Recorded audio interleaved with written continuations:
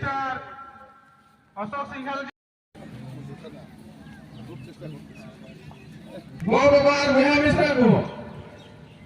থকা আদিবাসীসকলকো মাটিৰ পট্টা দিবৰ কাৰণে আইনত পৰিৱৰ্তন কৰি আমি মাটিৰ পট্টা দিয়া ব্যৱস্থা কৰিম।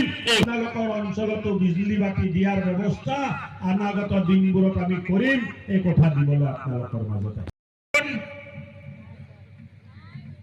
টৰ্চ লাইটো প্ৰধানমন্ত্ৰী নাই, যিটো গাড়ীত ড্ৰাইভাৰ নাই, বাছ চলাবৰ কাৰণে বিজেপি UPPL ট্ৰেক্টৰৰ গাড়ীত বহক। ইয়াততো আপুনিতো বিটিআৰৰে বাসিন্দা, আপোনালোকে আজি যিটো আপোনালোকৰ কাম বহুতখিনি কমি গ'ল। আগততো ডেইলি বোমা ফুটে, ডেইলি কিডনেপিং হয়, ডেইলি গোলাগুলি হয়, ডেইলি মানে অশান্তি এটা থাকে।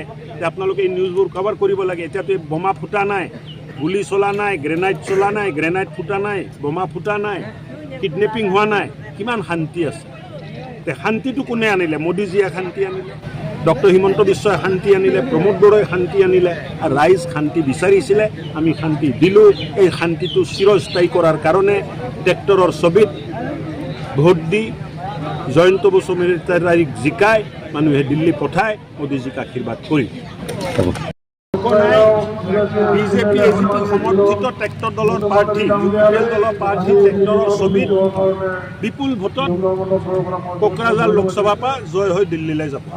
এটা BPFৰ বিধায়কে এটা অভিযোগ কৰিছে যে আপোনালোকে বিজেপি আৰু UPPL শংকিত হৈছে, যাৰ বাবে তেওঁলোকে একদম কোকৰাঝাৰখনক মিনি দিছপুৰ বনাই নেতা কি আছে। নিৰ্বাচনত মানুহ প্ৰচাৰ চলাব, ইয়াত বেয়া পাব লগা কি আছে? শংকিত হোৱাৰ কথাটো কি? শংকিত হ'লে মানুহ প্ৰচাৰ চলাই নেকি?